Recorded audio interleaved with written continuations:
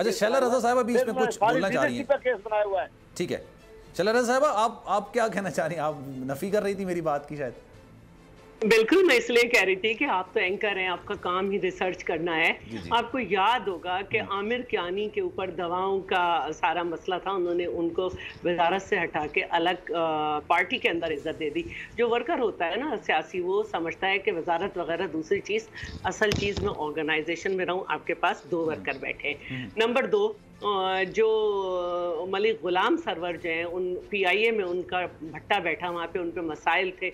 उससे पहले वो सुई गैस के सारे बिल्स वगैरह के मसले थे, जिसको फिरदौस आयशा क़वान ने कहा कि वो होंगे, उनकी कोई पूछगछ नहीं हुई। फिर वज़ीर रेलवे, ठीक है, पूरी रेलवे तबाह करके और सारी उनके ऊपर इंक्वायरियां जो होनी थी, जो आग लगी थी चूल्हों से, ये सब उनको वहां से हटा के कोई इंक्वायरी नहीं, उनको दाखिला बना दिया। उनके ज़माने में उन्होंने खुद एतराफ़ किया कि 35% दहशतगर्दी बढ़ी। फिर इसके साथ साथ अगर मैं कहूँ कि खुसरो बख्तियार की मिनिस्ट्री चेंज कर दी और ख़ुद अपने केस के ऊपर 7 साल से बैठे हैं काले नाग की तरह पार्टी फंडिंग केस पे। और कोई भी उन्होंने रिकाउंटिंग जो है ना उसको होने नहीं दिया। एक नाम मैं भी दूं सर, आपको एक नाम और मैं भी दूं, अलीम खान के वाले से आप क्या कहेंगे? उन पर इल्जाम लगा, सीनियर वजीर थे, उन्होंने इस्तीफा दे दिया। हाँ, अब मैं आपको बताती हूँ कि वो मैंने पहले वाले उसमें कहा था पार्ट में कि ये मुंतकिम मिजाज है, और वो कहा उसने कि मेरे खिलाफ इन्होंने मुकदमे बनवा दिए। उन्होंने प्रेस कॉन्फ्रेंस में कहा।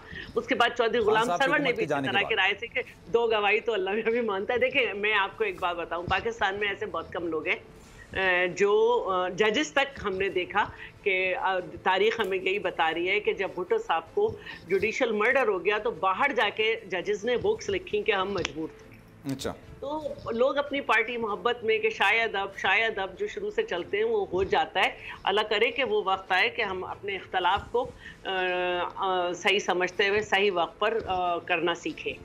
तो मैं ये कहूँगी कि उन्होंने बिल्कुल ऐसा नहीं किया और ये बात गलत है। हाँ, आपको नज़र आया होगा कि जब हज करप्शन केस आया तो सिर्फ एक वाहिद पाकिस्तान पीपल्स पार्टी थी जिसके दौर में कोई सियासी कैदी नहीं था, कैद में थे, तो उनके हामिद सईद काज़मी साहब थे। वो भी जब हम जो है हमारी हुकूमत ख़त्म हो गई, हम ऑपोजिशन में थे, तो वो बाइज्जत बरी हुए। तो आप ये नहीं कह सकते। और चले मैं इस सवाल को थोड़ा सा और बेहतर तरीका, आवाम ताकि उसको बेहतर तरीके से समझ आए।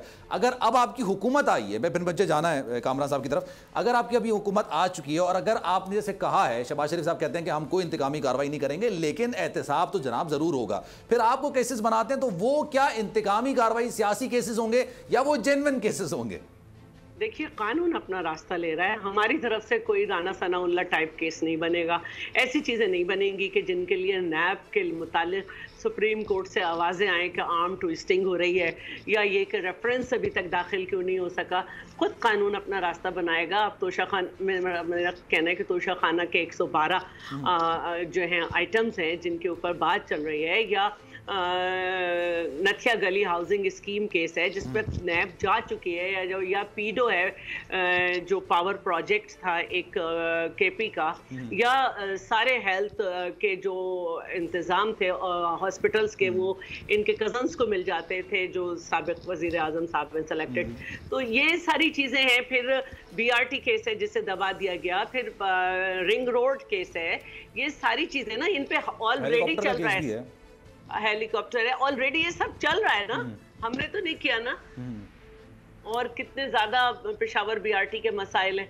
तो ये सब चीजें पहले से हैं, लेकिन क्योंकि सर से पांव तलक एक मजबूरी आ गई थी तो ये कहा गया कि पहले पुराने वालों के केसेस होंगे, इनके नहीं, वरना हमने तो यहाँ तक सुना था 10 मिनट में हुकूमत गिर सकती है, इतने केसेस। सब्सक्राइब करें और बेल दबाएं ताकि कोई खबर रह न जाए।